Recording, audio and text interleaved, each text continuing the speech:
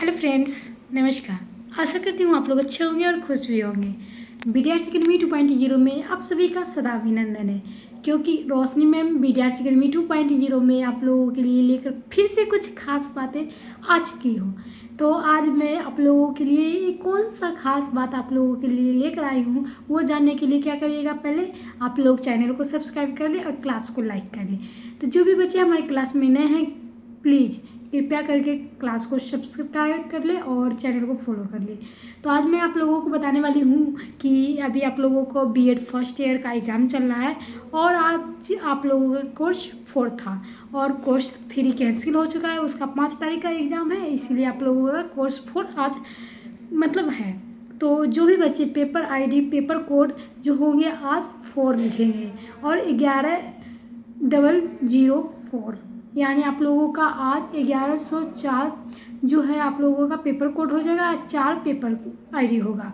तो चलिए, जो भी बच्चे बीएड फर्स्ट ईयर में परीक्षा देकर आ रहे हैं उनका क्वेश्चन किस प्रकार से है ये जानकारी जरूर ही प्राप्त करें। चलिए, हमारे क्लास में बने रहिए लास्ट तक। जिन भी बच्चे का सेशन 25 से 27 है उन सारे बच्चों का एग्ज़ाम था। और एग्ज़ाम क्या था? तो एग्ज़ाम था आप लोगों का पेपर 4 का, यानी लैंग्वेज एक्सेस द करिकुलम।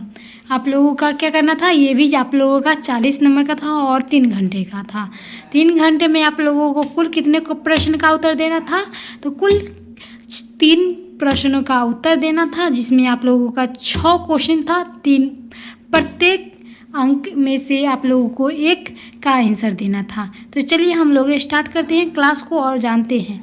चलिए, यहाँ पे आप लोगों को जो भी बच्चे हैं इंग्लिश में आप लोग देख सकते हो, जिनका इंग्लिश सब्जेक्ट है और इंग्लिश से वो अपना बीएड कर रहे हैं तो वो इंग्लिश में ही जवाब दे पाए, क्योंकि हिंदी वाले इंग्लिश में जवाब दे सकते हैं लेकिन हिंदी इंग्लिश वाले हैं जो हिंदी में जवाब नहीं दे सकते हैं।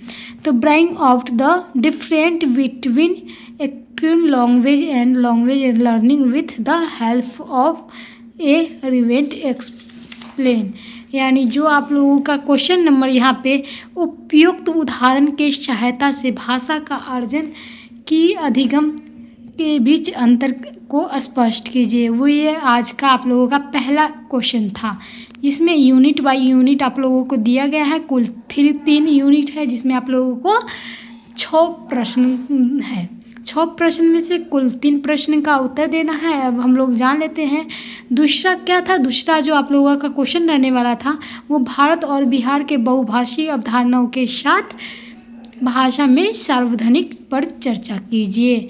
तो ये आप लोगों का 1 यूनिट से हो जाएगा 2 क्वेश्चन।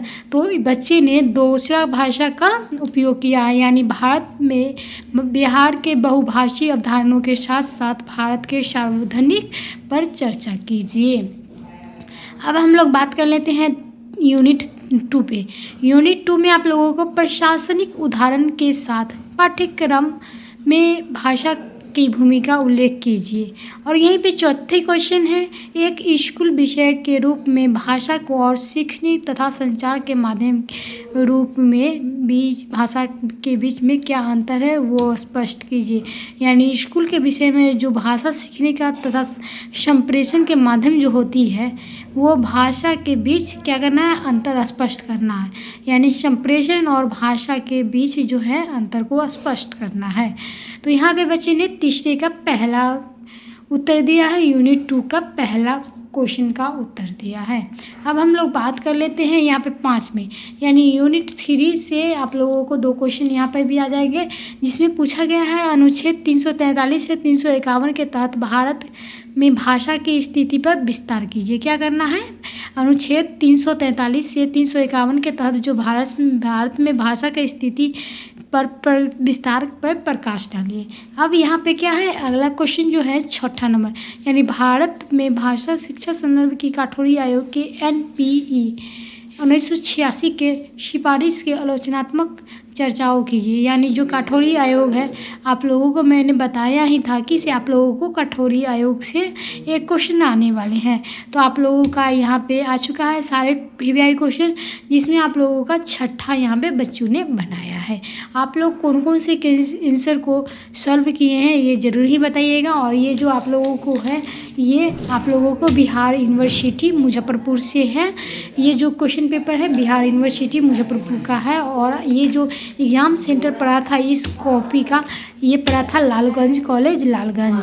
तो जो भी बच्चे लालगंज कॉलेज के बच्चे हैं हमारे क्लास को फॉलो कर ले और सब्सक्राइब कर ले। आज के लिए बस इतना ही, अगले दिन फिर से मिलूँगी नए क्लास के साथ। तब तक के लिए धन्यवाद।